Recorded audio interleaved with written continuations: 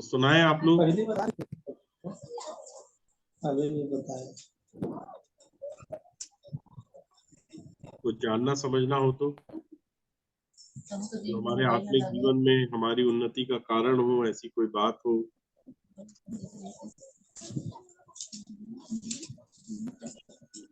अगर हमको ऐसा लगता है कि जिसके द्वारा हम और आगे बढ़ सकते हैं, कुछ व्यवधान है जो हमारे आत्मिक जीवन में आ रहे हैं, जिनके पूरा ना होने के कारण हम भैया गलाती 1:4 में जो लिखा है, उसी ने अपने आप को हमारे पापों के लिए दे दिया ताकि हमारे परमेश्वर और पिता की इच्छा के अनुसार हमें इस वर्तमान बुरे संसार से छुड़ाए। तो इस वर्तमान संसार तो बुरा है, तो हमको छुटकारा पाने के लिए क्या क्या करना है, कैसे करना है, उसको समझाइए ना भैया वचन जी। हाँ पढ़िए, कहाँ से पढ़ रहे हैं आप? गलाती 1 और उसका 4 पद, गलातियों अच्छा। की पत्री।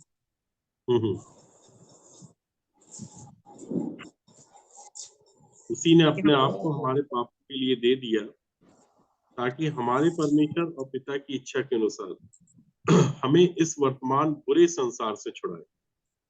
जी जी, तो इसमें क्या जानना चाह रहे हैं आप?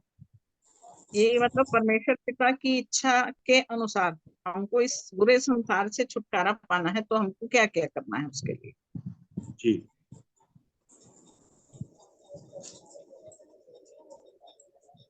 चलिए इसमें लिखा क्या हुआ है वचन में? उसी ने अपने आप को हमारे पापों के लिए दे दिया। किसने? यीशु मसीह ने। हाँ। ताकि हमारे परमेश्वर और पिता की इच्छा के अनुसार हमें इस वर्तमान बुरे संसार से छुड़ाए। कौन छुड़ाएगा? यीशु मसीह जो हमारे पापों के लिए हम बलिदान हुआ है। हाँ। कि प्रभु यीशु मसीह पिता की इच्छा के अनुसार हमको वर्तमान संसार से छुटकारा देगा। तो छुड़ाएगा कौन हमको? हम अपने आप को खुद छुड़ा सकते हैं कि हमको छुड़ाने के लिए कोई प्रबंध किया गया है? छुड़ाने के लिए प्रबंध किया गया है कि हम और यदि हम अपने पापों को मान लें, अंगीकार करने से, तो उद्धार हमारे जीवन में आएगा यीशु मसीह के द्वारा। जी, देखिए वचन कहता है कि उसी ने अपने आप को हमारे पापों के लिए दे दिया। उसी ने अर्थात यीशु ने, ठीक है, अपने आप को मतलब खुद को, स्वयं को मेरे और आपके पाप अर्थात हमारे पापों के लिए अपने आप को दे दिया। जी, ठीक है, स्वयं को दे दिया ताकि हमारे परमेश्वर और पिता की इच्छा के अनुसार, अर्थात परमेश्वर की इच्छा ये है कि पुत्र जाकर मुझको और आपको जाके छुड़ा ले। ठीक है, तो ये बता रहा है ताकि हमारे परमेश्वर और पिता की इच्छा के अनुसार हमें इस वर्तमान बुरे संसार से छुड़ाए। जी, ठीक है, तो पिता का प्रबंध ये है कि उसने पुत्र को इस पृथ्वी पर भेजा, और पुत्र जब इस पृथ्वी पर आया तो पुत्र ने हमें इस वर्तमान अर्थात इस समय इस बुरे संसार से छुड़ाया या छुड़ाएगा। ठीक है, तो ये पुत्र का प्रबंध है, मतलब परमेश्वर का प्रबंध है पुत्र के द्वारा कि वो मनुष्य को इस वर्तमान और बुरे संसार से छुड़ाए। अच्छा, बुरा क्यों बोलता है इस संसार को? उसका कारण समझिए, है ना। यशायाह उसका 60 अध्याय और उसका दूसरा पद पढ़िए।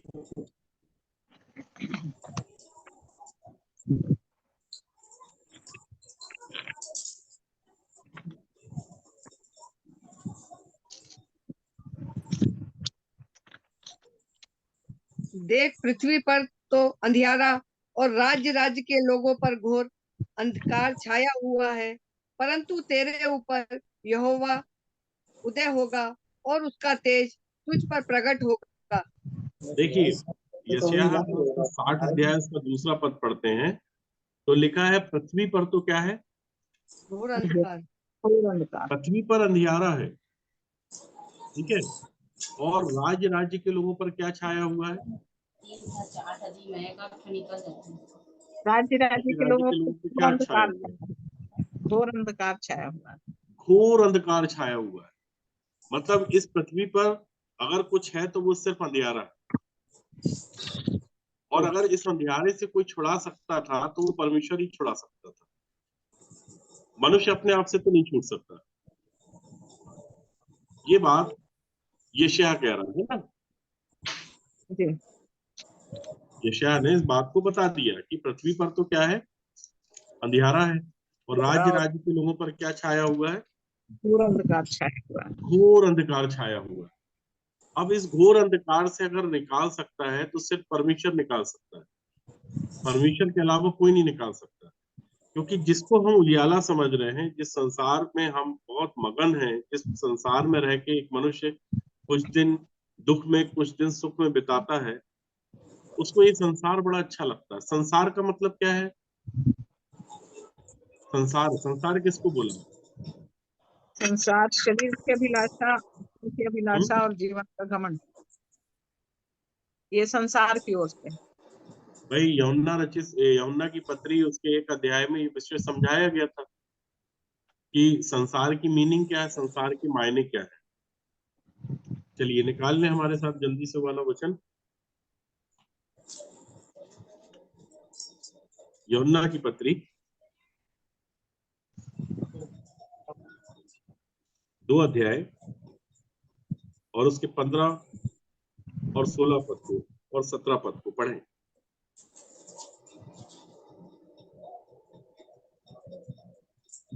तब उसने रस्सियों का कोड़ा बनाकर सब भेड़ों और बैलों पहला यूहन्ना की पत्री, अच्छा पहला यूहन्ना की पत्री 2 अध्याय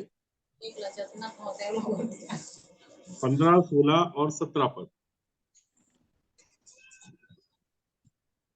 जहाज से कोई हल ना होगा, लेकिन अब ज्यादा तेज तो संसार में की और ना संसार में की वस्तुओं से यदि प्रेम रखो। संसार से प्रेम रखता है, अभी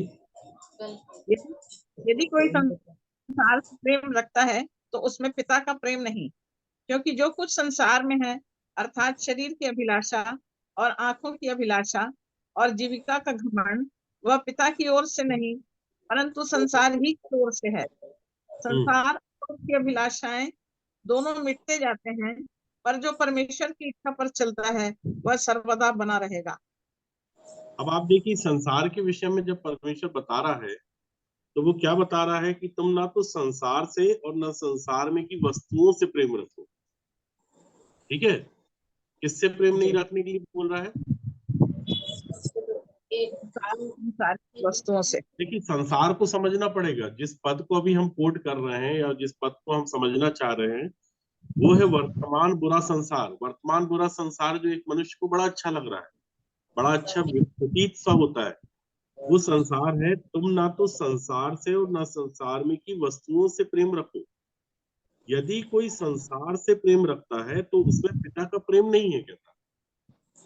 ठीक है, क्योंकि जो कुछ संसार में है, अर्थात अब बता रहा है ना, संसार की डेफिनेशन को बता रहा है कि जो कुछ संसार में है वो क्या है, अर्थात शरीर की अभिलाषा और आंखों की अभिलाषा और जीविका का घमंड, वह पिता की ओर से नहीं परंतु संसार ही की ओर से है।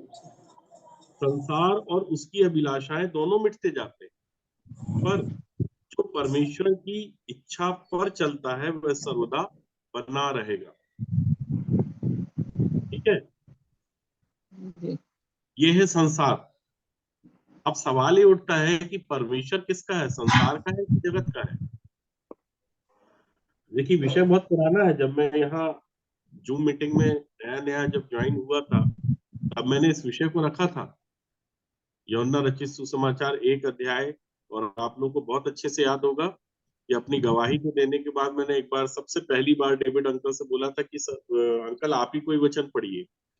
डेविड अंकल ने यूहन्ना रचित सुसमाचार उसका 1 अध्याय उसके 1 पद से लेके 17 पद तक पढ़े थे, और उस विषय को मैंने करीब करीब 7 या 8 दिन तक समझाया था इस विषय को, है ना।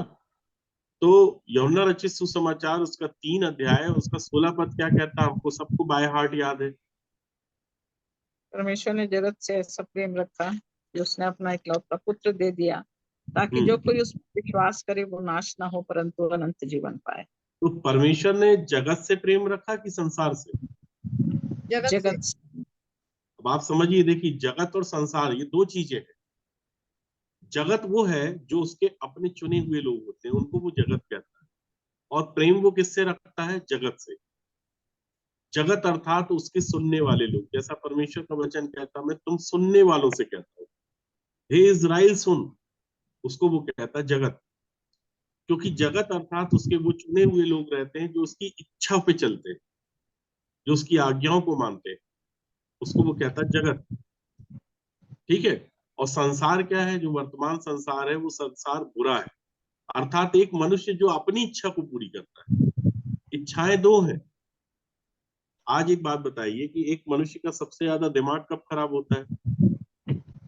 या किसी तभी विषय पे अगर हम जाएं या क्यों किसी डिस्प्यूट पे जाएं, किसी झगड़े पे जाएं, तो उसकी जो जड़ होती है वो क्या होती है पता है आपको? भाई, जब भी कोई झगड़ा चालू होता है दो लोगों के बीच में, किस बात को लेके झगड़ा चालू होता है?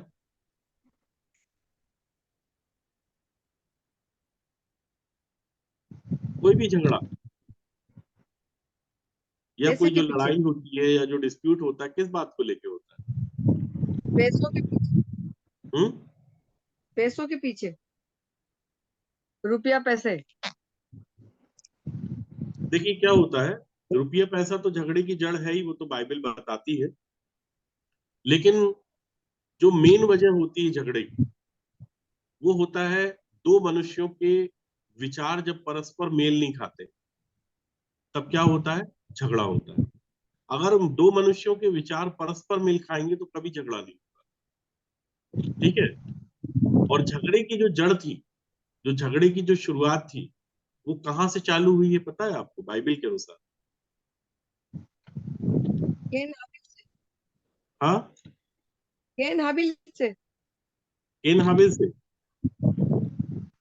नहीं। चलिए हमारे साथ थोड़ा सा आपको पीछे चलना पड़ेगा उत्पत्ति में। उत्पत्ति उसके 11 अध्याय और उसके 1 पद से पढ़िए।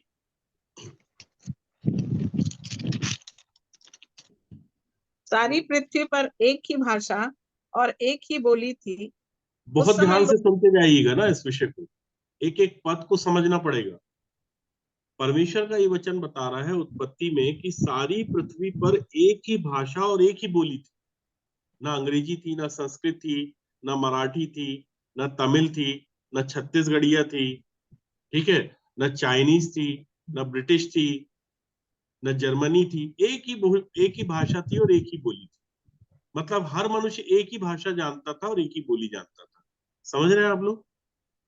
आगे बढ़िए। उस समय लोग पूर्व की ओर चलते चलते शिनार देश में एक मैदान पाकर उसमें बस गए। तब वे आपस में कहने लगे, आओ हम ईंटें बना बना के भली भांति आग में पकाएं।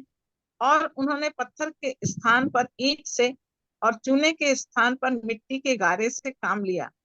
फिर देखिए अब आप उन्होंने यहाँ कहा, समझिएगा ना, तीसरे पद में बताता है कि तब वे आपस में कहने लगे कि आओ हम ईंटें बना बना के भली भांति आग में पकाएं।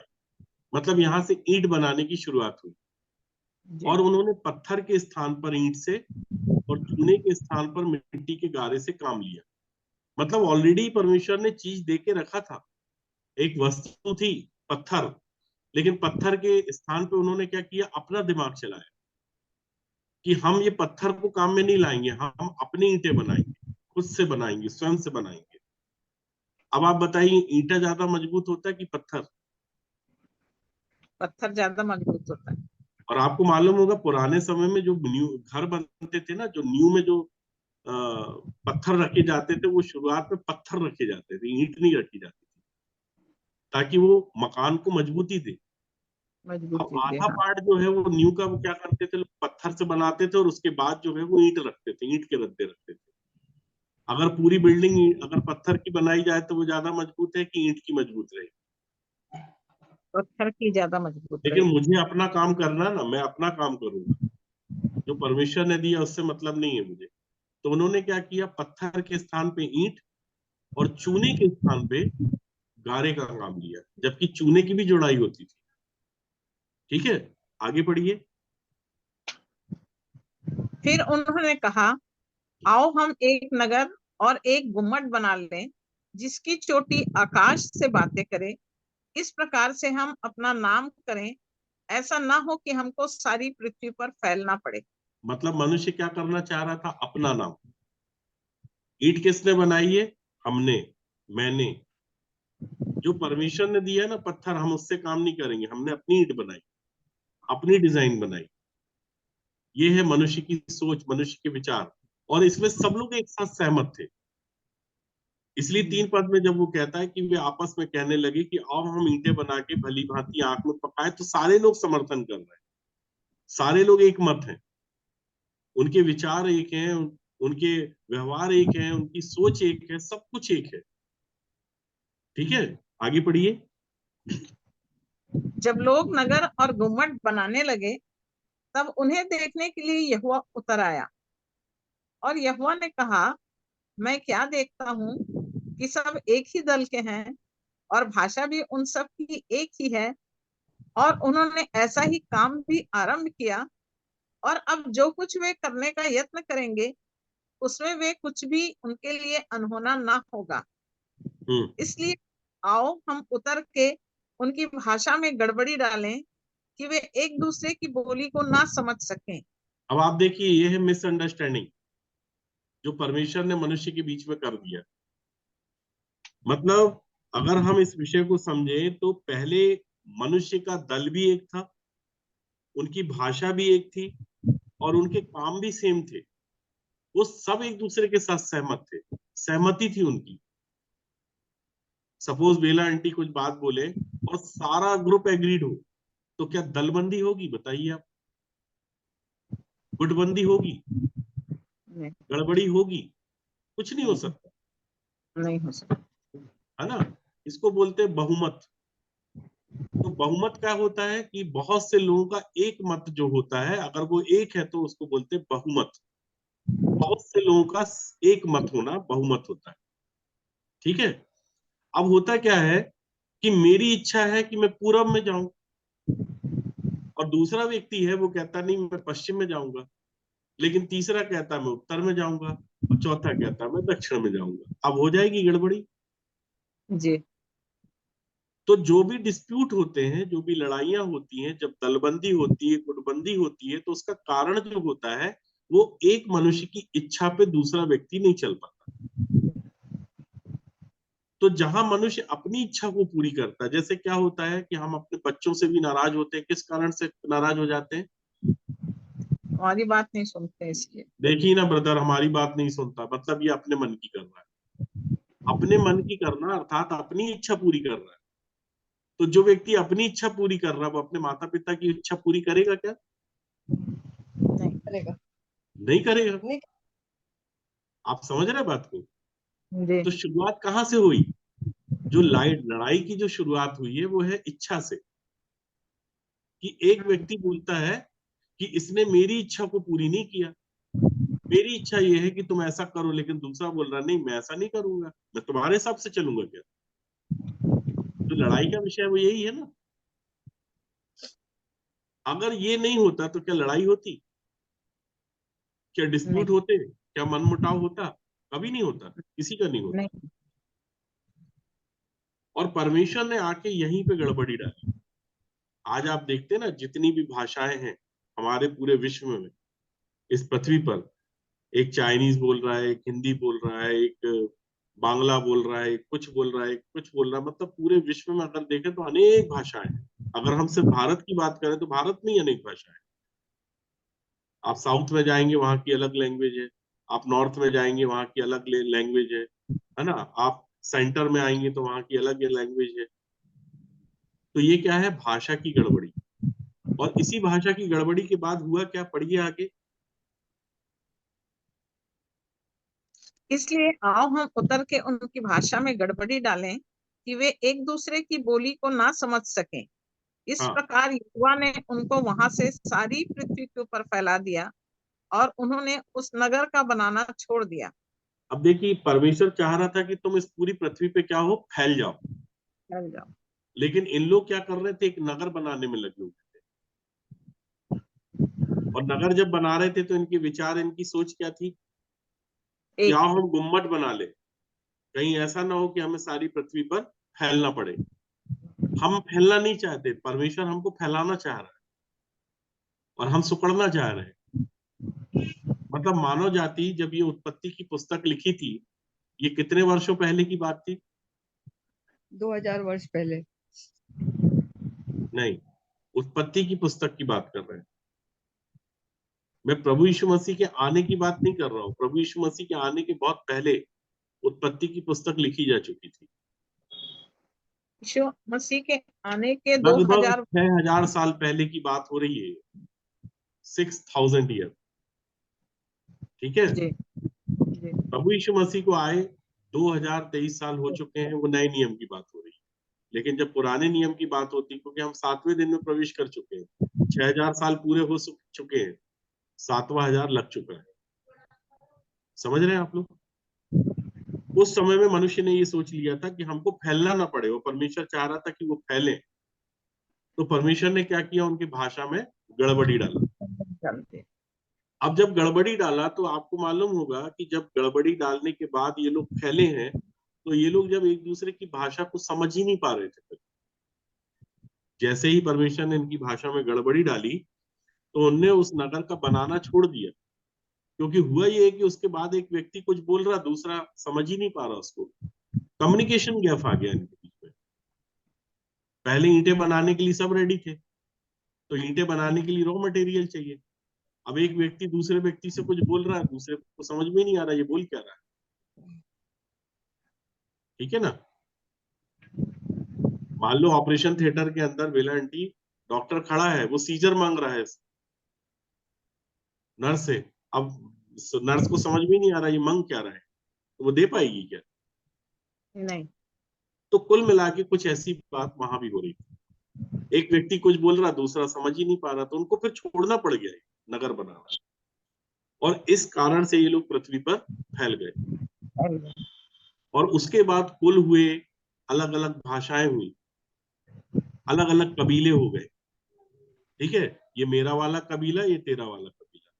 फिर उनकी भाषा भी अलग अलग हो गई, क्योंकि चंद लोग अपनी एक भाषा बोल रहे हैं, चंद लोग अपनी भाषा बोल रहे हैं, तो उनका कबीला अलग हो गया, इनका कबीला हो गया।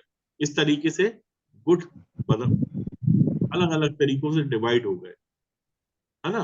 कोई भारत चला गया, कोई चाइना चला गया, कोई यहाँ चला गया, कोई वहां चला गया। उस समय देश कम थे, अर्थात जितनी बोली जितनी भाषा थी उसके अनुसार देश हुआ करते थे। समझ रहे हैं आप? तो वहां विचार एक थे। ठीक है, इच्छाएं जब एक दूसरे के साथ कोई व्यक्ति प्रकट कर रहा था, तो सारे के सारे लोग एक भाषा बोलने वाले थे और एक ही दल के थे। अब दलबंदी हो गई जैसे ही भाषा में गड़बड़ी हुई। समझ रहे हैं आप? और बोलता है कि इस प्रकार यहोवा ने उनको वहां से सारी पृथ्वी के ऊपर फैला दिया, और उन्होंने उस नगर का बनाना छोड़ दिया। इस कारण उस नगर का नाम बेबीलोन पड़ा। ये ट्रुथ बात है कि नहीं? आपको पता है कि बेबीलोन नाम का एक नगर था, आज वो भी इमारत पाई जाती है जिसको ये लोग बना रहे थे। वर्ल्ड के वंडर्स में से एक वंडर्स ये भी है जहां लोग आज भी जाके इस ट्रुथ को देखते हैं। और इतने हजारों वर्षों से पहले से ये गुम्मत बनाया गया था, और आज भी उस जगह पे स्थित है। और परमेश्वर का वचन 9वें पद में ही बताता है कि इस कारण उस नगर का नाम बेबीलोन पड़ा, क्योंकि सारी पृथ्वी की भाषा में जो गड़बड़ी है वह यहोवा ने वहीं डाली, और वहीं से यहोवा ने मनुष्यों को सारी पृथ्वी के ऊपर फैला दिया। इसलिए आज आप भारत में हैं, कोई चाइना में है, कोई पाकिस्तान में है, ठीक है, कोई अमेरिका में है, कोई इजराइल में है। नहीं तो सारे लोग एक ही जगह पे होते। तो संसार में क्या हुआ, ये गड़बड़ी हुई, परमेश्वर ने इस भाषा में गड़बड़ी डाल दी। आज कम्युनिकेशन गैप इस कदर है मेरे प्रियो, कि आप हिंदी में बोलेंगे ना तो हिंदी में भी मिसअंडरस्टैंडिंग होती है। आप बोलना कुछ चाह रहे हैं, लेकिन आपकी थॉट को सामने वाला कुछ और ही समझ लेगा, और उसके कारण डिस्प्यूट हो जाएगा, लड़ाइयां हो जाएंगी, फिर आपको बाद में सफाई देनी पड़ेगी कि देख भाई, मेरा मतलब ये नहीं था जो तू समझ रहा था, मैं तो इस इंटेंशन से बोली भी नहीं, या मैं इस इंटेंशन से बोला भी नहीं, आपने कुछ और समझ लिया। होता है कि नहीं ऐसा? हम होता है हिंदी में बोलते हैं, लेकिन एक व्यक्ति हिंदी में उसका गलत अर्थ ले लेता है। तो कारण क्या है? हमारे विचारों का, हमारे व्यवहार का, हमारी बोली का, हमारी भाषा का गलत इंटरप्रिटेशन होना, एक व्यक्ति गलत तरीके से उसका अर्थ ले रहा है। तो ये संसार क्या है? जो वर्तमान संसार ही बुरा संसार, क्योंकि हर एक व्यक्ति की इच्छा अलग है, हर एक व्यक्ति की सोच अलग है, एक व्यक्ति के विचार अलग है। और आज एक मनुष्य अपनी इच्छा के अनुसार अपना जीवन जी रहा है। जी रहा है कि नहीं? जी।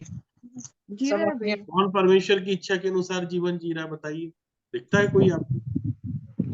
नहीं। प्रभु यीशु मसीह कहता है, मेरा भोजन यह है कि मैं परमेश्वर की इच्छा और उसके काम को अपने जीवन में पूरा करूं। और मनुष्य ये कहता है कि मैं परमेश्वर की इच्छा नहीं, अपनी इच्छा को और अपने काम को पूरा करूं। तो जो मनुष्य अपनी इच्छा को और अपने काम को इस पृथ्वी पर पूरा कर रहा है, वो वर्तमान पूरे संसार में क्या है? फंसा हुआ है। तो ऐसे व्यक्ति को कौन छुड़ाएगा? परमेश्वर छुड़ाएगा। ठीक है, हमारे साथ आप एक वचन और निकालिए, यूहन्ना रचित सुसमाचार,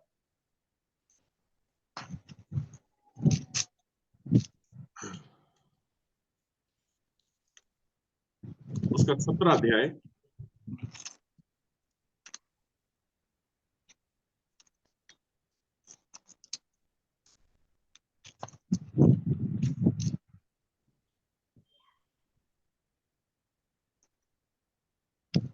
और उसके 10 पद से पढ़िए। और जो कुछ मेरा है वह सब तेरा है, और जो तेरा है वह मेरा है, और इनसे मेरी महिमा प्रकट हुई है।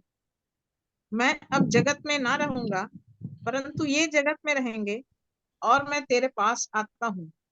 हे पवित्र पिता, अपने उस नाम से जो तूने मुझे दिया है, उनकी रक्षा कर कि वे हमारे समान एक हों। जब मैं उनके साथ था तो मैंने तेरे उस नाम से जो तूने मुझे दिया है उनकी रक्षा की।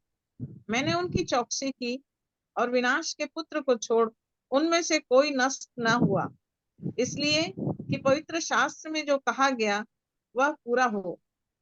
अब मैं तेरे पास आता हूँ, और ये बातें जगत में कहता हूँ कि वे मेरा आनंद अपने में पूरा पाएं। मैंने तेरा वचन उन्हें पहुंचा दिया है, और संसार ने उनसे बैर किया, क्योंकि जैसा मैं संसार का नहीं, वैसे ही वे भी संसार के नहीं। अब देखिए, आप इस विषय को समझिए।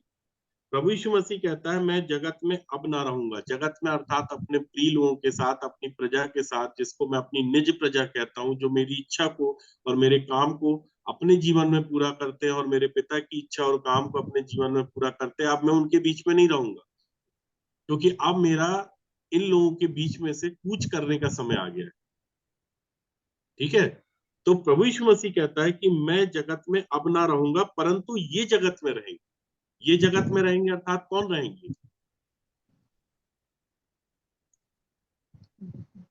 जो चेले लोग को प्रभु यीशु मसीह के साथ थे। हाँ, चेलों को बोल रहा था कि ये जगत में रहेंगे, मैं नहीं रहूंगा अब इनके साथ में। क्योंकि ये जो प्रार्थना कर रहा था, वो प्रभु यीशु मसीह चेलों के लिए कर रहा था। अगर आप 17 अध्याय उसके 6 पद से पढ़ेंगे, तो 6 पद से 19 पद तक जो प्रार्थना की है यीशु मसीह ने, वो चेलों के लिए की है। तो वो कह रहा था कि मैं अब जगत में ना रहूंगा, परंतु ये जगत में रहेंगे, और मैं तेरे पास आता हूँ। हे पवित्र पिता, अपने उस नाम से जो तूने मुझे दिया, उनकी रक्षा कर कि वे हमारे समान एक हों। हमारे समान एक हो अर्थात हमारे मत में हो, हमारे विचार के मानने वाले हो, हमारे दल के हों। समझ रहे हैं मेरे प्रियो? जैसा अभी हम उत्पत्ति में पढ़ रहे थे कि उनकी एक ही भाषा थी, एक ही बोली थी। जब हम एक समान हो जाएंगे, जैसा प्रभु यीशु मसीह कह रहा था कि उनकी रक्षा करके वे हमारे समान एक हो, तो हम एक दल के हो जाएंगे, एक मत के मानने वाले हो जाएंगे। और जब हम एक मत के मानने वाले हो जाएंगे, तो जैसा पतरस कहता है कि परमेश्वर का विचार करके अगर अन्याय से दुख उठाता हुआ क्लेश सहता है तो वो सुहावना है। तो वो विचार जो परमेश्वर का विचार है वो मेरे भीतर ट्रांसफर होगा, वो आपके भीतर ट्रांसफर होगा, और इस विचार को लेके हम अपना जीवन जीने लगेंगे। अर्थात परमेश्वर के विचार को हम मानने वाले हो जाएंगे, हम उस विचार पे चलने वाले हो जाएंगे, हम उसकी इच्छा को अपने जीवन में पूरा करने वाले हो जाएंगे, तो हम जगत के हो जाएंगे। समझ रहे हैं आप लोग? तब परमेश्वर बोलेगा ये मेरी निज प्रजा है और मैं इनका राजा हूं, और ये मेरी जो प्रजा है ना, ये राजा का कहना मानती है, इनका राजा हूं मैं संसार का नहीं हूं कहता, मैं जगत का हूं, मैं जगत से प्रेम करता हूं। 9 पद को पढ़िए इसी के। मैं उनके लिए विनती करता हूँ, संसार के लिए विनती नहीं करता, हाँ, परंतु उनके लिए जिन्हें तूने मुझे दिया है, क्योंकि वे तेरे हैं। अब यीशु कहता है कि मैं उनके लिए क्या करता हूँ, विनती करता हूँ। चेलों के लिए वो क्या कर रहा है, विनती कर रहा है, प्रार्थना नहीं कर रहा है, विनती कर रहा है। विनती और प्रार्थना में अंतर है मेरे जी। ठीक है? जैसे अगर मैं स्वयं के लिए करता हूं तो वो क्या है, प्रार्थना। लेकिन अगर मैं आपके लिए अगर परमेश्वर से कोई बात रखता हूं, आपके लिए परमेश्वर से कोई रिक्वेस्ट करता हूं, तो वो क्या हो जाएगी, विनती हो जाएगी। इसको उदाहरण के तौर पे समझाता हूँ। जैसे परमेश्वर से अगर मैं प्रार्थना कर रहा हूँ खुद के लिए, स्वयं के लिए, तो जो स्वयं के लिए मैं परमेश्वर से मांग रहा हूँ वो मेरे लिए प्रार्थना है। लेकिन अगर मैं बोलता हूँ कि भाई राजेंद्र के लिए प्रभु परमेश्वर आप कुछ कर दीजिए, इसका उद्धार कर दीजिए, है ना, ये एक अच्छा व्यक्ति है, एक अच्छा सेवक है, एक अच्छा विश्वासी है, ये आपका चेला बनना चाहता है, अनुग्रह करें पिताजी। तो पिताजी जब बोलेंगे बेटे से कि ठीक है मैं उस पर अनुग्रह करने के लिए तैयार हूं, तो ये क्या हो जाएगी, विनती। लेकिन उसके लिए योग्यता होनी चाहिए। जैसे मान लीजिए कि मेरे यहाँ कोई एक ऐसा व्यक्ति है जो बेरोजगार है, पढ़ लिख तो चुका है, और उसको यहाँ जॉब नहीं मिल रहा, और उसने मान लीजिए बीएससी नर्सिंग कर लिया है, या मेडिकल से डीएमएलटी का कोर्स कर लिया है, या कोई ऐसा कोर्स किया है जो मेडिकल से रिलेटेड है। अब मैं जानता हूँ कि बेला आंटी जो है या बेला बहन जो है वो छत्तीसगढ़ में किसी हॉस्पिटल की इंचार्ज है, और मैं उनसे बात करूं कि बहन एक भाई है, विश्वासी भाई है, उसको जॉब नहीं लग रहा है, तो अगर आप चाहें तो कुछ कर सकते हैं। तो बहन बोलेंगी उनका बायोडेटा मेरे को दे दीजिए। मैं बायोडेटा देता हूँ, फर्स्ट डिवीजन पास है, बहुत अच्छा व्यक्ति है, इंटेलिजेंट है। तो मैं उसके लिए क्या कर रहा हूँ, आग्रह कर रहा हूँ बेला बहन से कि आप अगर हो सके तो उनका अपने हॉस्पिटल में जॉब लगा दीजिए। तो मैं बेला बहन से जो बोल रहा हूँ वो उनके लिए विनती है, उस व्यक्ति के लिए जिसको जॉब की जरूरत है। अगर वो योग्यता रखता है तो बेला बहन अपनी तरफ से कुछ कोशिश करेंगी, अपने हॉस्पिटल में मैनेजमेंट में एचआर वाले से बात करके उसका जॉब लगा देंगे। आप जब उसका जॉब लग गया, वो उस जॉब की योग्य अगर है व्यक्ति है, तो वो ईमानदारी से काम करे, तो वो उसके लिए विनती हो गई। तो ठीक उसी तरीके से चेलों के लिए विनती कौन कर रहा है, यीशु। किससे कर रहा है, पिताजी से, अर्थात परमेश्वर से। और क्या कह रहा है कि मैं संसार के लिए विनती नहीं करता हूं, परंतु इन्हीं के लिए करता हूं जिन्हें तूने मुझे दिया, क्योंकि वे तेरे हैं। और विनती क्यों कर रहा है उनके लिए, उसका 6 पद पढ़िए। मैंने तेरा नाम उन मनुष्यों पर प्रकट किया है जिन्हें तूने जगत में से मुझे दिया, वे तेरे थे और तूने उन्हें मुझे दिया, और उन्होंने तेरे वचन को मान लिया है। इसलिए विनती कर रहा है यीशु। अगर ये लोग वचन को नहीं मानते होते ना, तो वहां यीशु जो परमेश्वर के मसीह जो परमेश्वर के दाहिने और विराजमान है ना, वो मेरे और आपके लिए कभी विनती नहीं करता मेरे लिए। लेकिन वो मेरे लिए और आपके लिए विनती इसलिए करेगा क्योंकि मैंने उसके वचन को क्या कर लिया है, मान लिया है। सिर्फ सुन नहीं लिया है, उसके वचन को मान लिया है, और अब उसके वचन पर मैं चलने वाला बन गया। इसलिए पिता के दाहिनी ओर जो मसीह बैठा हुआ है, वो चेलों के लिए विनती करता है। और वो कहता है मैं संसार के लिए नहीं करता, क्योंकि संसार तेरे वचन को मानता नहीं है, तेरे वचन को सुनता नहीं है, और तेरे वचन पर चलता नहीं है। इनके लिए मैं क्या विनती करूं प्रभु। बल्कि संसार क्या करता है, 14 पद को पढ़िए। मैंने तेरा वचन उन्हें पहुंचा दिया है, और संसार ने उनसे बैर किया, देखिए क्योंकि मैंने जैसा वचन सुनाया संसार के लोगों को, लेकिन समस्या क्या हुई, जब मैंने तेरा वचन संसार के लोगों को पहुंचाया या उनके वचन अपना तेरा वचन जो है संसार के लोगों के बीच में रखा, तो संसार के लोगों ने क्या किया? उससे बैर किया। किससे बैर किया? प्रभु यीशु मसीह से। वचन से बैर वचन। कर लिया। परमेश्वर के सत्य वचन को उन्हें एक्सेप्ट नहीं किया, रिफ्यूज कर दिया।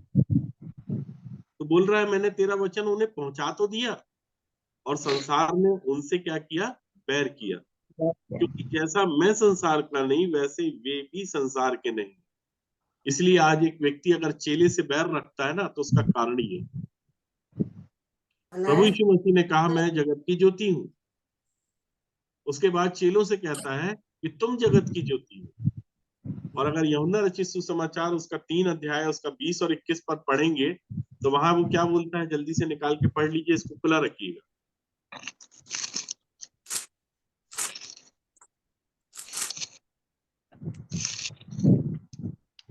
तब पतरस और वह दूसरा चेला निकलकर 20 का है। यूहन्ना रचित सुसमाचार उसका 3 अध्याय उसका 20 और 21 पद। क्योंकि जो कोई बुराई करता है वह ज्योति से बैर रखता है और ज्योति के निकट नहीं आता, ऐसा ना हो कि उसके कामों पर दोष लगाया जाए। देखिए, बुराई करने वाला क्या करता है? दोष लगाता है। दोष जो लगा कोई बुराई करता है वो ज्योति से बैर रखता है। बैर रखता है। ज्योति से बैर अगर कोई व्यक्ति रखता है तो उसका कारण क्या है? क्योंकि वो बुराई करता है। ये और हर एक बुराई करने वाला ज्योति से बैर रखेगा। तो यीशु ने कहा मैं जगत की ज्योति हूँ, तो यीशु से भी बैर किया। और यीशु ने चेलों से कहा अब तुम जगत की ज्योति हो, तो चेलों से भी क्या कर रहे हैं वो लोग? बैर रख रहे हैं। बैर रख रहे हैं। और परमेश्वर का वचन ही बताता है कि जो कोई बुराई करता है वो ज्योति से बैर रखता है और ज्योति के निकट नहीं आता। अब ज्योति के निकट क्यों नहीं आता? ऐसा ना हो कि उसके कामों पर दोष लगाया जाए। ठीक है। परंतु क्या बोलता है 21 पद में? परंतु जो सत्य पर चलता है वह ज्योति के निकट आता है, ताकि उसके काम प्रकट हो कि वह परमेश्वर की ओर से किए गए हैं। अब जो व्यक्ति वास्तव में सत्य पर चलना चाहता है या सत्य पर चलता है, वह ज्योति के निकट आता है। ठीक है। और जो ज्योति के निकट आता है वो इसलिए आता है ताकि उसके काम प्रकट हो जाए। आज अगर मैं और आप ज्योति के निकट आ रहे हैं, मैं और आप अगर ये टाइम परमेश्वर को दे रहे हैं, तो इसलिए ताकि मेरे और आपके काम प्रकट हो। कि जो भी बुराइयां हमारे जीवन में पाई जाती हैं वो इस वचन के द्वारा प्रकट हो, इसलिए हम ज्योति के निकट आ रहे हैं। ठीक है। ताकि उसके काम प्रकट हो कि वो परमेश्वर की ओर से किए गए, अर्थात ये प्रकटीकरण है। अगर आप ज्योति के निकट आएंगे तो निकट आने से होगा क्या? जल्दी से हमारे साथ निकालिए। यूहन्ना 17 को तो खुला रखिएगा। इफिसियों की पत्री उसका 1 अध्याय। ज्योति के निकट आने से देखिए होता क्या है। इफिसियों की पत्री उसका 1 अध्याय और उसके 4 पद पढ़िए। जैसा उसने हमें जगत की उत्पत्ति से पहले उसमें चुन लिया कि हम उसके निकट प्रेम में पवित्र और निर्दोष हों। देखिए, उसके निकट आने से क्या होगा? जो भी पवित्र व्यक्ति ज्योति के निकट आएगा क्या होगा उसका? उसके पवित्र प्रेम पवित्र और निर्दोष। जो ज्योति के निकट आएगा वो प्रेम में पवित्र और निर्दोष हो जाएगा। और निर्दोष कौन होगा? जिसके भीतर दोष होंगे। ठीक है। पवित्र कौन होगा? जो अपवित्र है। लेकिन कब होगा? ज्योति के निकट आएगा। समझ रहे हैं मेरे प्रियो?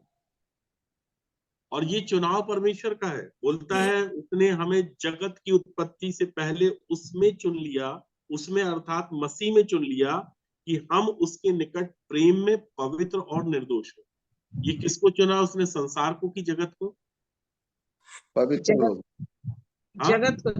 जगत को चुना। क्यों? क्योंकि संसार में तो आपने देख ही लिया क्या है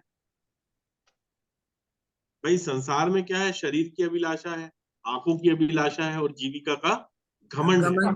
और जितना ये सारी जो चीजें हैं ये परमेश्वर की ओर से नहीं है। लिखा है, यूहन्ना अपने पत्री में लिखता है, पहला यूहन्ना 2 अध्याय उसके 15-16 पद को जब ये हमने पढ़ा तो उसमें बोलता है कि जो कुछ संसार में है अर्थात शरीर की अभिलाषा, आंखों की अभिलाषा और जीविका का घमंड, ठीक है, ये परमेश्वर की ओर से नहीं, ये संसार की ओर से संसार ये की ओर। क्या कर देता है। जीविका, जब एक व्यक्ति के पास पैसा आता है तो वो घमंडी हो जाता है ना। आंखों की अभिलाषा, शरीर की अभिलाषा, ये सारी अभिलाषाएं जो है वो एक व्यक्ति को क्या कर देती हैं, घमंडी कर देती है। घमंडी करना। वो घमंडा हो जाता है व्यक्ति, और घमंड से चढ़ी हुई आंखें और घमंडी व्यक्ति को कभी परमेश्वर अपने पास अर्थात स्वर्ग में तो नहीं रखेगा, और अपनी निकटता में भी नहीं रखेगा। यस। और वो व्यक्ति आएगा भी नहीं निकट परमेश्वर के, क्योंकि जो बुराई करता है वो परमेश्वर से क्या करेगा, बैर करेगा। और अगर परमेश्वर से बैर करेगा तो परमेश्वर के पुत्र से भी बैर करेगा, और परमेश्वर के पुत्र से बैर करेगा तो परमेश्वर के पुत्र के फॉलोवर, उसका अनुसरण करने वाले, उसके पद चिन्हों पे चलने वालों से भी बैर करेगा।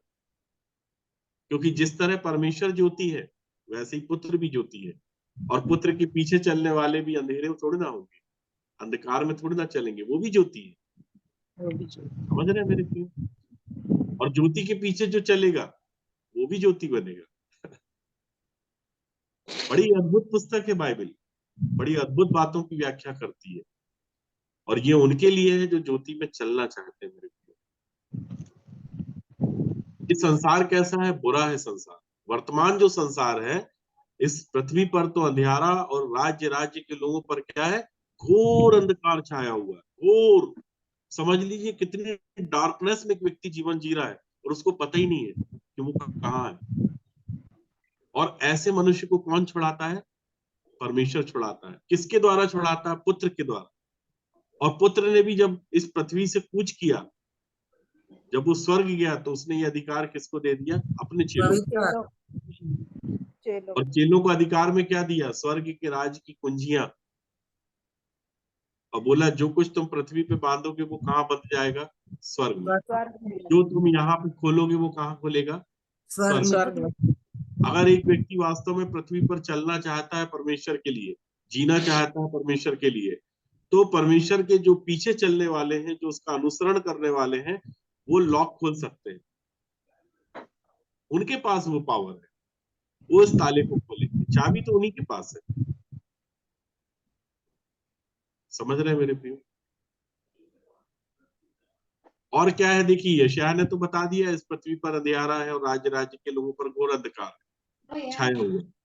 तो ये यशायाह ने बताया, और भी भविष्य वक्ताओं के द्वारा परमेश्वर ने इन बातों को प्रकट किया। जल्दी से हमारे साथ आप निकालिए।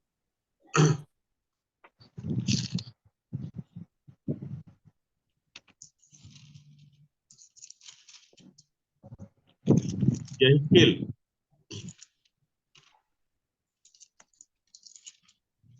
उसका दूसरा अध्याय,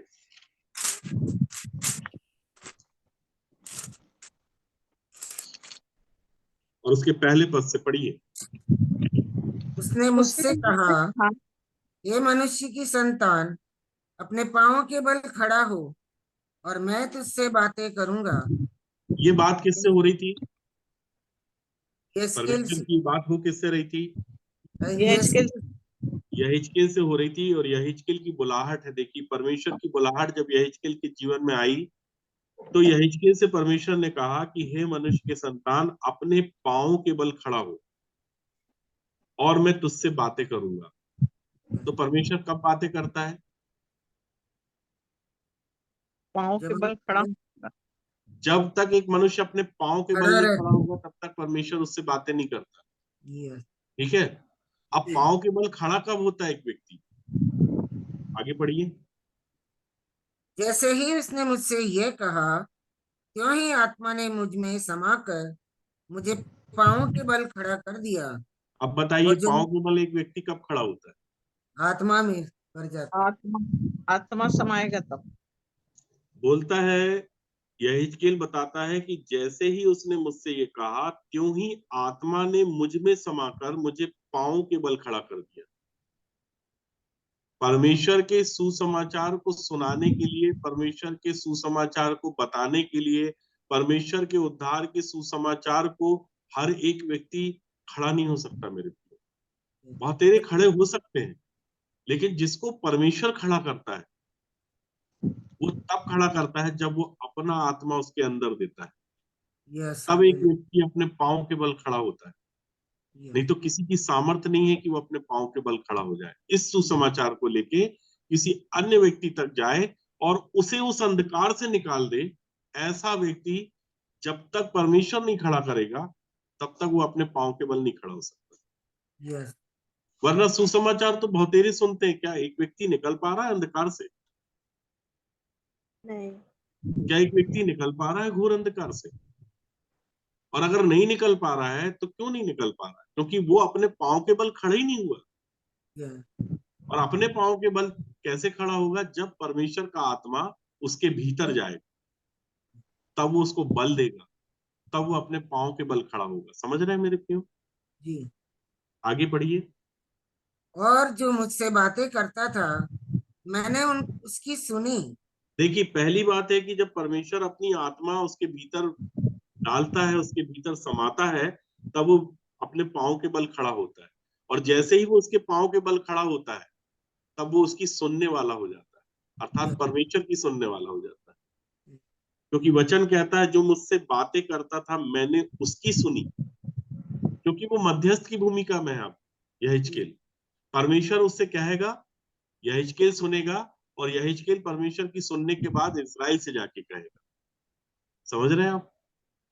और उसके लिए उसके पहले परमेश्वर उसको तैयार कर रहा है, उसको प्रिपेयर कर रहा है। आगे बढ़िए। उसने मुझसे कहा, हे मनुष्य की संतान, मैं तुझे इजरायलियों के पास अर्थात बलवा करने वाली जाति के पास भेजता हूँ, जिन्होंने मेरे विरुद्ध बलवा किया है। उनके पुरखा और वे भी आज के दिन तक मेरे विरुद्ध अपराध करते चले आए हैं।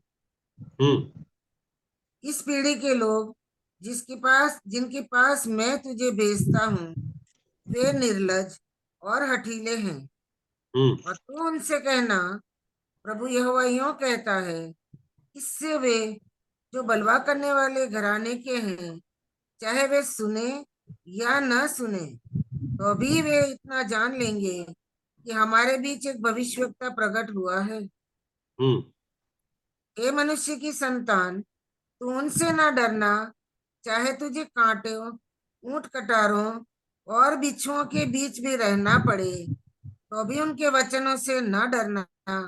यद्यपि वे विद्रोही घराने के हैं, तो भी न तो उनके वचनों से डरना और न उनके मुंह देखकर तेरा मन कच्चा हो। इसलिए चाहे वे सुने या न सुने, तो भी तुम मेरे वचन उनसे कहना, वे तो बड़े विद्रोही है। समझ रहे मेरे प्रियो? वे लोग क्या है? बड़े विद्रोही हैं। और परमेश्वर बता दिया यहेजकेल को कि मैं तुमको भेज कहाँ रहा हूँ। हर एक बात परमेश्वर अपना एक एक मर्म अपने भविष्यद्वक्ताओं पे, अपने लोगों पे प्रकट कर देता है कि जिस टास्क को, जिस काम को, जिस सुसमाचार की सेवा के लिए मैंने तुमको ठहराया है, वो कहाँ पे देना है तुमको। वो घोर अंधकार में देना है, वो इस पृथ्वी पर देना है जहां पे अंधियारा है, और इस राज्य के लोगों पर देना जहां पर घोर अंधकार छाया हुआ है। वहां पर तुमको जाके इन वचनों को बताना है। और वो लोग कैसे हैं जिनके बीच में मैं भेज रहा हूं? तो कहता है, वह तुझे कांटों, ऊंट कटारों और बिच्छुओं के बीच में भी रहना पड़े तो भी उनके वचनों से न डरना। तो आप बताइए, क्या ऊंट कटार वचन बोलते हैं? क्या बिच्छू वचन बोलते हैं? क्या या कांटे वचन बोलते हैं? क्या जी नहीं, ये किसकी बात कर रहा है? वो इजरायली लोग, ये उन मनुष्यों की बात कर रहा है जो आपके लिए रेड कारपेट नहीं बिछाएंगे। और जिन लोगों के लिए रेड कारपेट बिछ रहा है वो व्यक्ति परमेश्वर की ओर से नहीं भेजा जा रहा है मेरे प्रियो। ये बात आप बहुत अच्छे से समझ लीजिए। क्योंकि जब भी परमेश्वर के वचन को परमेश्वर का जन परमेश्वर की ओर से सुनकर जब मनुष्यों की तरफ ले जाके परमेश्वर के वचन को मनुष्यों की ओर ले जाके इस सुसमाचार को लेकर आएगा, इस वचन को परोसेगा, इस वचन को बताएगा, या तो एक व्यक्ति का हृदय छिद जाएगा, या एक व्यक्ति को बुरा लगेगा। दो ही बातें होंगी मेरे प्रियो, तीसरी कोई बात नहीं होगी। इसलिए जब पतरस ने परमेश्वर के वचन को लोगों को बताया तो सुनने वालों के हृदय छिद गए, लिखा हुआ है। और यूहन्ना रचित सुसमाचार उसके 3 अध्याय उसके 20 पद को हम पढ़ते हैं तो जो बुराई से जो व्यक्ति बुराई से जो व्यक्ति बुरे काम करता है वो ज्योति को क्या मान रहा है? ज्योति पैर बैर रखता है।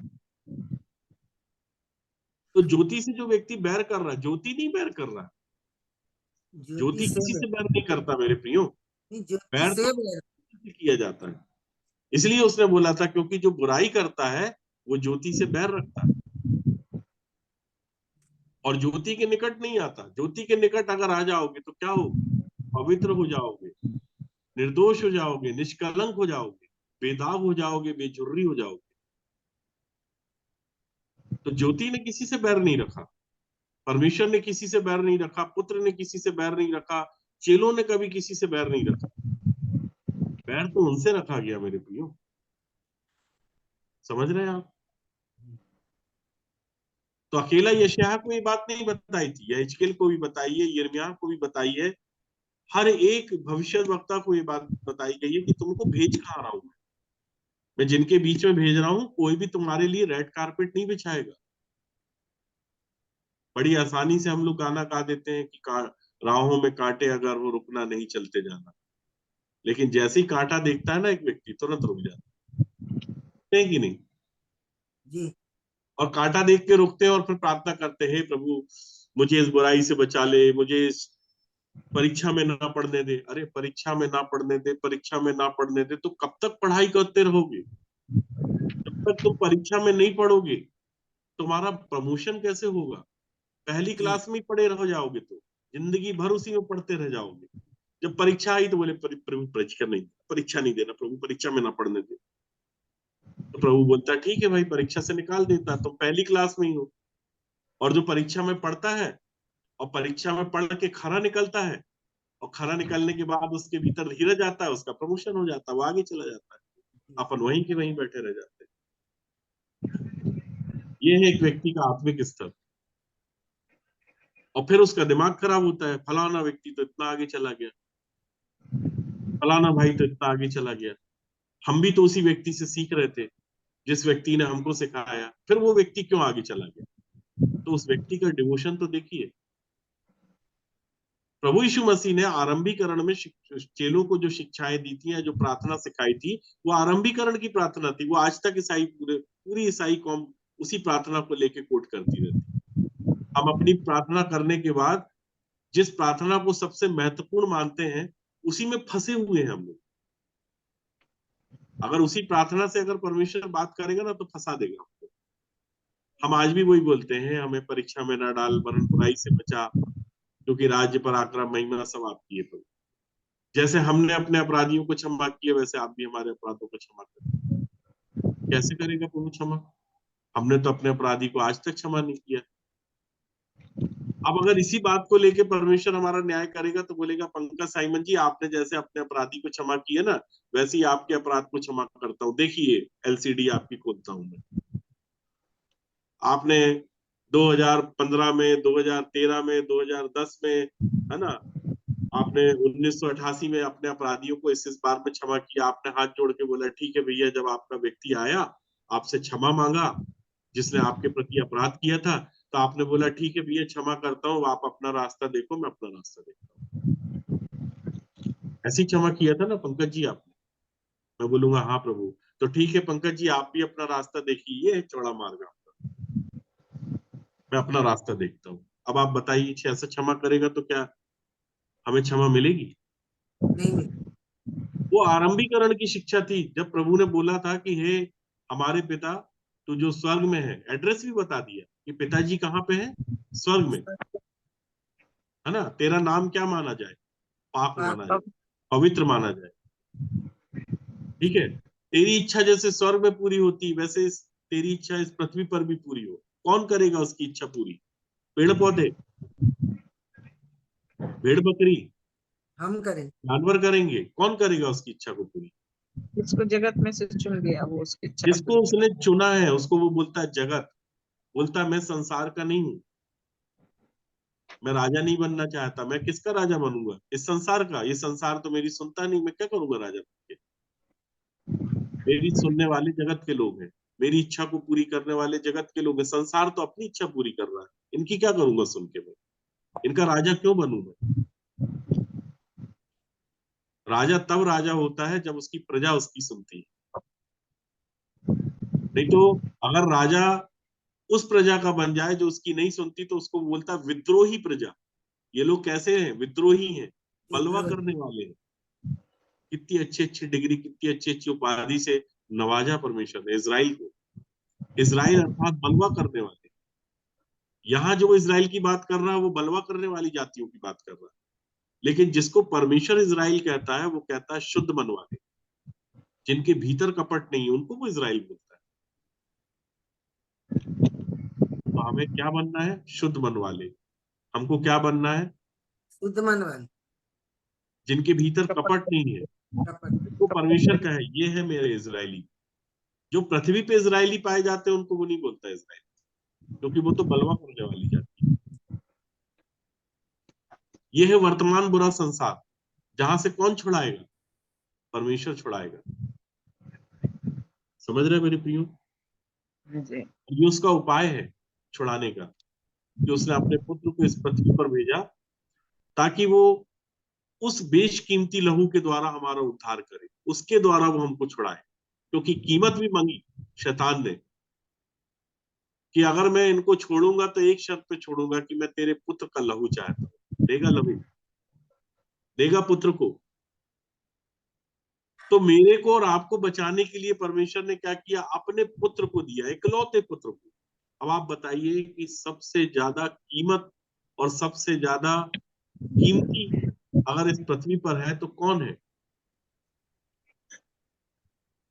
उसका पुत्र है कि मैं और आप है?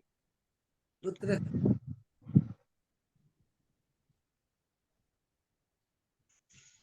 कौन है बताइए? हम है, हम, हमारे लिए दिया। भाई उसने मेरे लिए अपने पुत्र को दिया ना, मेरी छुड़ौती के लिए दिया। अभी ये बात लिखा ना कि इस बुरे और वर्तमान संसार से छुड़ाए, तो कौन छुड़ा रहा है? परमेश्वर। और कीमत उसने क्या दिया? इकलौता पुत्र। जब हम पापी ही थे, हम धर्मी नहीं थे, हम जब पापी ही थे, तो उसने अपने पुत्र को हमारे लिए क्या कर दिया? दे दिया। दे दिया। एक पापी को बचाने के लिए दिया, धर्मी को बचाने के लिए नहीं दिया उसने पुत्र को। और जब एक पापी को ये बात पता चलती ना मेरे प्रियो, कि मेरे लिए परमेश्वर ने अपने पुत्र को बलिदान कर दिया, तब वो बहुत शोक करता है। इसको बोलते हैं परमेश्वर भक्ति का शोक। और ये परमेश्वर भक्ति का शोक इस बात को लेके पश्चातापित होता है, इस बात को लेके रिपेंट करता है, इस बात को लेके मन फिराता है कि प्रभु जो सजा मुझे मिलनी थी वो आपने अपने पुत्र को दे दी। मुझ जैसे थर्ड क्लास व्यक्ति के लिए, मुझ जैसे तुच्छ के लिए, मुझ जैसे पापी के लिए, मुझ जैसे अपराधी के लिए, मुझ जैसे अभागी मनुष्य के लिए दी। क्या थी मेरे में योग्यता ऐसी कि जो प्रभु आपने मेरे लिए अपने पुत्र को दे दिया? आप में से भी जितने माता पिता हैं मेरे प्रियो, क्या आप किसी, आपके मोहल्ले में कोई बहुत बड़ा क्रिमिनल है, आपके इंदौर में बहुत बड़ा क्रिमिनल है, या आपके, आप जिस शहर में रहते हैं बहुत बड़ा क्रिमिनल है, क्या आप उसको बचाने के लिए अपने पुत्र को देंगे? दे सकते हैं क्या? लेकिन परमेश्वर ने इस पृथ्वी पर जहां पर अंधकार है, इस राज्य में जहां पर घोर अंधकार छाया हुआ है, और उस अंधकार में मैं और आप चल रहे थे, वो तरस उसके जीवन में था, वो प्रेम उसके जीवन में था, जिस प्रेम को उसने प्रकट किया कि जब मैं पापी ही था, जब आप पापी ही थे, जब आप अपराधी ही थे, तब उसने अपने पुत्र को मेरे और आपके लिए दे दिया। और वो पुत्र भी कैसा है? जो पिता की इच्छा को पूरी कर रहा है। जब उसने अपने पुत्र को इस पृथ्वी पर दिया, तो पुत्र ने अपने पिता की इच्छा को पूरा किया और बोला, हे पिता, हे मेरे प्रभु, हे स्वर्गीय पिता, हे सृष्टि को बनाने वाले, हे सृष्टि की सबसे बहुमूल्य कृति को बनाने वाले, जिसे तूने अपने हाथों से रचा, अपने हाथों से बनाया, वो मनुष्य है। और वो मनुष्य जिसने मुझे क्रूस पे चढ़ा दिया, वो जानते नहीं है कि ये क्या कर रहा है। तो हे मेरे पिता, इन्हें क्षमा कर, क्योंकि ये जानते नहीं है कि ये क्या कर रहे हैं। अभी नहीं जानते क्या कर रहे हैं, लेकिन जब जानेंगे ना, तब आके छाती पीटेंगे और मुझसे क्षमा मांगेंगे। बेशक क्षमा प्रीपेड क्रूज पे रखी हुई है मेरे प्रियो, लेकिन जब तक एक व्यक्ति नहीं पश्चाताप करेगा, जब तक एक व्यक्ति रिपेंट नहीं करेगा, जब तक एक व्यक्ति आंसू नहीं बहाएगा, तब तक क्षमा नहीं मिलेगी। क्योंकि क्षमा का सिद्धांत लूका रचित सुसमाचार 17 अध्याय में यीशु मसीह ने बताया है कि जब तेरा भाई आता है और पछताता है तो उसको क्या कर, क्षमा कर। क्षमा और जितनी बार वो आके पछताए उतनी बार क्षमा कर। आज मुझसे बेशक मैंने आया पछताया, मैंने आप लोगों को बार बार बोला ना, मन फिराव बहुत बड़ा विषय है।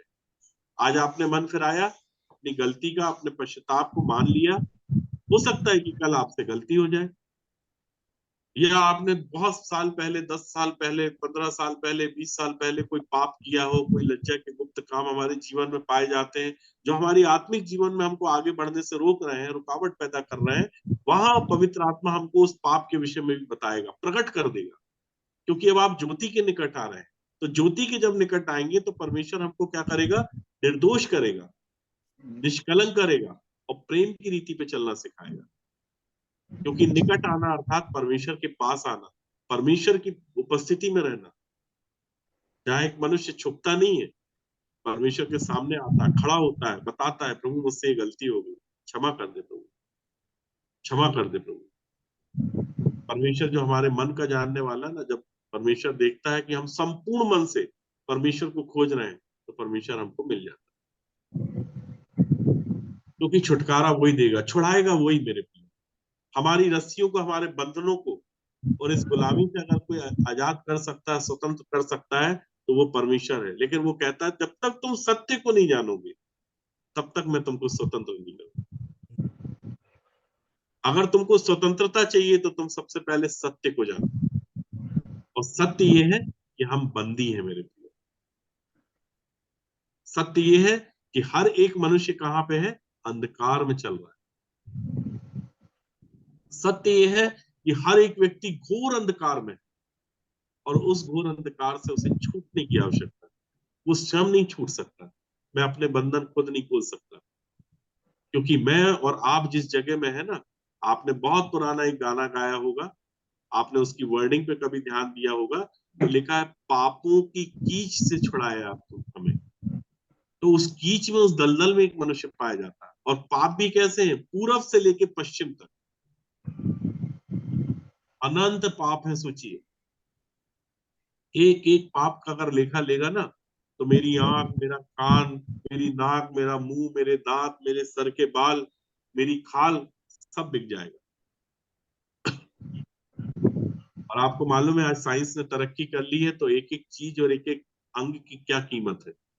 आपको मालूम है आपके हार्ट की, आपकी किडनी की, आपकी आंखों की, और जो आपके इंटरनल पार्ट है उसकी बहुत कीमत है इंटरनेशनल मार्केट में। ये सब कुछ देने के बाद और बेचने के बाद भी आपके खून की भी कीमत है मेरे को। लेकिन आप सोचिए कि परमेश्वर का पुत्र प्रभु यीशु मसीह, उसके खून की क्या कीमत थी, क्या वैल्यू थी उसके खून की, जो मैं और आप सब मिलके चुका नहीं सकते। बड़े से बड़ा धनाढ्य व्यक्ति नहीं चुका सकता। हम सब कुछ भी बेच देंगे ना तो भी परमेश्वर के उस दया को, उस प्रेम को चुका नहीं पाएंगे। और यही है मेरे प्रियो वर्तमान का बुरा संसार, जिससे परमेश्वर हमें छुड़ाना चाहता है कि तुम छूट जाओ, इससे निकल जाओ। लेकिन तब निकलेगा जब एक व्यक्ति स्वयं देखने पाएगा कि वास्तव में मैं बहुत गलत जगह में फंसा हुआ। और परमेश्वर ये जो चांस हमको दे रहा है ना मेरे प्रियो, ये जो मौका दे रहा है, वो इसलिए दे रहा है ताकि हर एक मनुष्य अपने आपे में आए। जब तक मैं और आप अपने आपे में नहीं आएंगे ना, तब तक हम कभी बैक टू पवेलियन नहीं हो सकते, कभी अपने पिता के घर के लिए वापस नहीं जाएंगे। और ये एक ऐसी सच्चाई है, एक ऐसा कटु सत्य है मेरे प्रियो, कि जब तक एक मनुष्य सूअरों की फल्ली नहीं खाता ना, तब तक उसको इस बात का एहसास नहीं होता कि मैंने किस चीज को छोड़ के आ गया, किस जिंदगी को छोड़ के आ गया, और आज मैं कहाँ हूं। मुझे नहीं पता मेरे प्रियो कि आप में से किसी ने उड़ाऊ पुत्र को देखा है कि नहीं। आपने उड़ाऊ पुत्र की कहानी तो खूब सुनी, कि शायद आपने किसी उड़ाऊ पुत्र को देखा नहीं होगा, या जिस उड़ाऊ पुत्र को देखा होगा उसने कभी इस बात को एक्सेप्ट नहीं किया होगा कि मैं उड़ाऊ पुत्र था या हूं। देखा है क्या कभी आपने? नहीं देखा ना। ये बैठा है आपके सामने एक उड़ाऊ पुत्र। जब मैं अपने आपे में आया मेरे प्रियो, तब मैंने परमेश्वर के मार्ग को जाना, तब मैं परमेश्वर के पास आया। और वो परमेश्वर जो प्रतिदिन खड़ा होकर रास्ता देख रहा था, प्रतिदिन देख रहा था कि कब ये लौट के आएगा, कब लौट के आएगा। क्योंकि परमेश्वर जो है ना, वो पिता की भूमिका में, वो खुद छुड़ाने नहीं आता, वो अपने पुत्र को भेजता है, वो कलीसिया को भेजता है। और पुत्र भी जो है ना, आपने जो पढ़ा है लूका रचित सुसमाचार में, कि सबसे पहले जो पुत्र है वो 99 को छोड़ के एक खोई हुई भेड़ को ढूंढने के लिए जा रहा है। और इस एक को खोई हुई भेड़ को ढूंढने के लिए वो 99 को चला है। अब आप सोचिए कि 99, 100 में से 99 को छोड़ के एक को ढूंढने आया, तो क्या परसेंटेज थे, कितने परसेंट है? 99 का एक मतलब क्या हुआ, कितने परसेंट हुए? 1%। 1% है, ठीक है। और अगर हम लूका रचित सुसमाचार उसका उसी के 16 अध्याय के आगे पढ़ते हैं, तो आपने देखा होगा कि दूसरा एक दृष्टांत बता रहा है, स्त्री का दृष्टांत। तो स्त्री के पास कितने सिक्के थे? 10 सिक्के। 10। हाँ जी। 10 सिक्के। और कितने सिक्के गुम गए थे 15 एक अध्याय में? सिक्का, एक हाँ सिक्का जी। खो गया, एक अब सिक्का देखिए खो 10 सिक्के थे उसके पास में और एक सिक्का खो गया था। और उसको एक सिक्का जो खो गया था वो उसको ढूंढ रही थी, उसको चैन ही नहीं मिल रहा था क्योंकि वो सिक्का उसका खो गया था। अब 10 सिक्के में से एक सिक्का खोया, मतलब कितने परसेंटेज की बात हो रही है? 1%। हाँ जी। 1%। नहीं नहीं, देखिए 10 सिक्के थे, 9%। 10 सिक्के थे और एक सिक्का खो गया, बाकी 9 तो उसके पास है, तो कितना 9% परसेंट हुआ? 10%। 10%। तो 10% भाग के लिए कलीसिया परेशान होती है। वहां स्त्री के विषय में बताया कि ऐसी कौन सी स्त्री होगी जिसके पास 10 सिक्के हो और उसमें से एक हो जाए, तो वह दिया जला के और झाड़ बुहार कर जब तक वह मिल ना जाए जी लगाकर खोजती रहे। तो ये स्त्री कौन है? यह कलीसिया का दर्शन है। कलीसिया। खोई हुई भेड़ के दृष्टांत में बता रहा है कि मैं तुमसे कहता हूं कि जिसकी 100 भीड़ें हो और उनमें से एक खो जाए और 99 को जंगल में छोड़कर उस खोई हुई को जब तक मिल ना जाए खोजता रहे, और जब मिल जाती है तो बड़े आनंद से उसे कंधे पे उठा लेता है।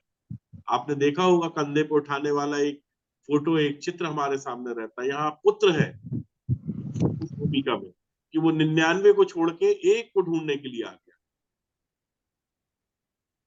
और खोई हुए सिक्के के दृष्टांत में कलीसिया का दर्शन है। और जब ये खोई हुई भेड़ को खोए हुए सिक्के को ढूंढ के लाते ना, तब परमेश्वर से उसको मिलाते हैं। और एक व्यक्ति अपने आपे में आके जब परमेश्वर के पास वापस आता है तो परमेश्वर उसको मारता नहीं है, पीटता नहीं है, क्योंकि वो सांसारिक पिता नहीं था, वो आत्मिक पिता था। और उस आत्मिक के पिता के पास भी एक एक मैसेज जा रहा होगा, आप बताइए, कि देख तेरा बेटा वेश्याओं के पास बैठा है, तेरी संपत्ति को उड़ा रहा है, दोस्तों के साथ बैठ के शराब पी रहा है, जुआ खेल रहा है, और भी सब बातें एक एक व्यक्ति आके उसको बता रहा है। लेकिन ये तो स्वर्गीय पिता सब जान रहा है, सब समझ रहा है। वो तो प्रभु यीशु मसीह ने दृष्टांत की रीति पे उसको बताया। लेकिन बताया है उस पुत्र के विषय में कि जब वो अपने आपे में आया तब उसने क्या कहा कि मेरे पिता के घर में तो कितने ही मजदूरों को भोजन से अधिक रोटी मिलती है। किसके घर में? पिता मेरे के घर। पिता के कितने मजदूरों को भोजन से अधिक रोटी मिलती है और मैं यहाँ भूखा मर रहा हूँ, बताइए। आज मैं भूख से मर रहा हूँ और मेरे पिता के घर में तो जो भोजन बन रहा है मजदूरों के लिए, मतलब वहां तो अधिक भोजन बन रहा है, मेरी डाइट जितनी उससे ज्यादा मिल रहा है। लेकिन यहाँ मेरी हालत ऐसी है कि मैं मजदूर से भी गया गुजरा हूं। बेटा होने के बाद भी मैं भूख से मर रहा हूँ।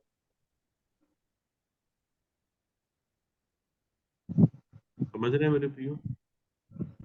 और जब एक मनुष्य जब अपने आपे में आता है ना, तब ये बातों को समझता है, तब एक बातों को कहता है कि मैं अपने पिता के पास जाऊंगा। इसको बोलते हैं यू टर्न लेना, अर्थात मन फिराना। और मैं पिताजी से कहूंगा कि मैंने स्वर्ग के विरोध में और तेरी दृष्टि में क्या किया है? पाप किया है। अब इस योग्य नहीं रहा पिताजी कि मैं तेरा पुत्र कहलाऊं। मुझे अपने एक मजदूर के समान रख ले, एक मजदूर के समान। और फिर पिताजी कहते हैं कि मेरा ये बेटा मर गया था, मर गया था, जी गया है, खो गया था, मिल गया है।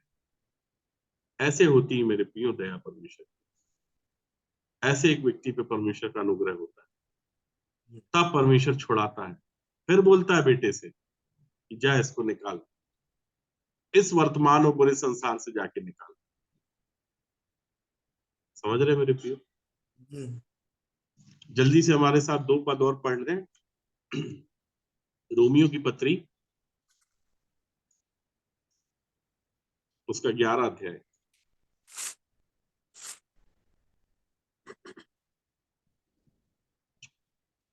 रोमियो की पत्री उसका 11 अध्याय और उसके 26 पद को पढ़िए। और इस रीति से सारा इज़राइल उद्धार पाएगा, जैसा लिखा है, छुड़ाने वाला सिय्योन से आएगा और अभक्ति को याकूब से दूर करेगा। और उनके साथ मेरी यही वाचा होगी, जबकि मैं उनके पापों को दूर करूंगा, देखिए दूर कर परमेश्वर का वचन बताता है कि इस रीति से सारा इज़राइल क्या पाएगा?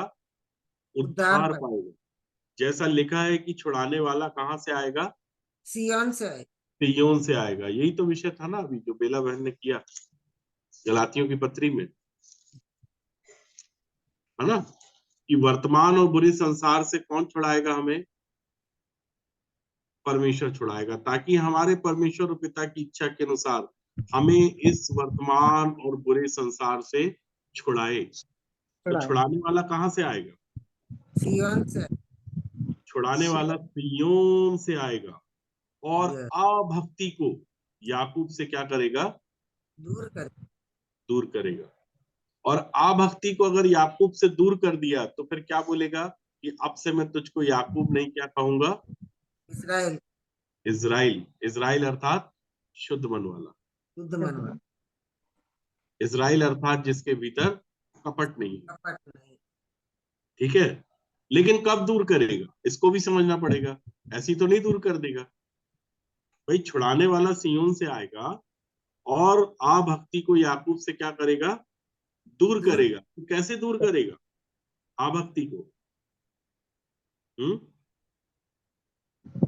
यशाया, यशाया उसका 59 59 अध्याय निकाले हमारे साथ।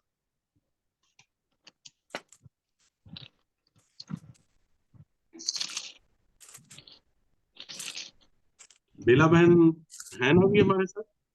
जी जी। जी। यशाया उसका 59 अध्याय 59 उसका 20 पद पढ़िए।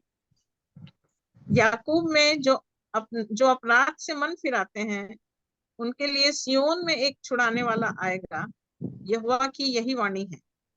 कैसे आएगा वो छुड़ाने वाला? सियोन से एक छुड़ाने वाला आएगा। देखिए अगर वर्तमान बुरे संसार से परमेश्वर छुड़ाएगा तो कब छुड़ाएगा? मन फिरा, उसी ने अपने आप को हमारे पापों के लिए दे दिया ताकि हमारे परमेश्वर और पिता की इच्छा के अनुसार हमें इस वर्तमान बुरे संसार से छुड़ाए। तो कब छुड़ाएगा वो? याकूब में जो अपराध से मन फिराते हैं उनके लिए सिय्योन से एक छुड़ाने वाला आएगा, यहोवा की यही वाणी है। तो क्या करना पड़ेगा हमको? अपराध से मन फिराना पड़ेगा, है ना? जी। देखिए हम लोगों के साथ में जब भी विषय चलता है कहीं से भी खोले आप, अंतिम जो बात आती है वो यहीं आके खत्म होती है।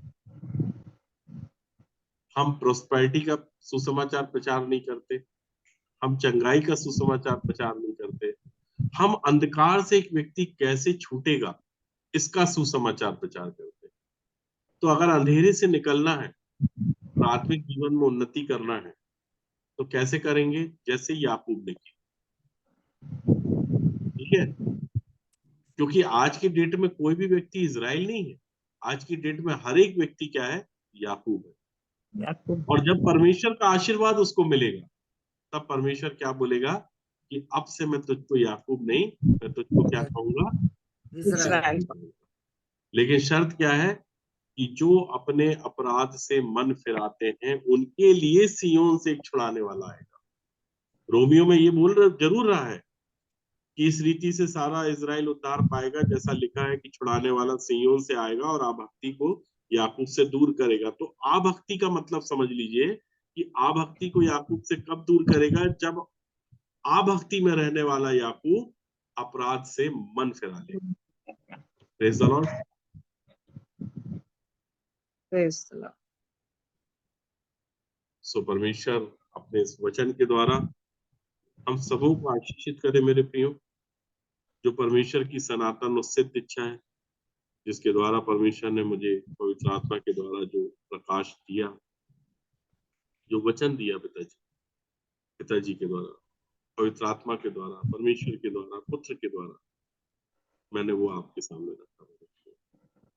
मेरा उद्देश्य इस सुसमाचार के द्वारा किसी को हर्ट करना नहीं है, किसी को ठेस पहुंचाना नहीं है मेरे प्रियो, वरन मैं वास्तव में आपसे आत्मा से और सच्चाई से बहुत प्रेम करता हूँ।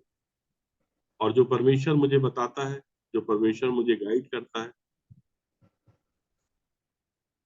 मैं उस सुसमाचार को वैसा की वैसा आपके सामने बताता हूँ मेरे प्रियो। क्योंकि इस सुसमाचार के अलावा दूसरा कोई सुसमाचार है ही नहीं मेरे प्रियो, जो हमारी आत्मा का, प्राण का और देह का उद्धार कर सकता है। सो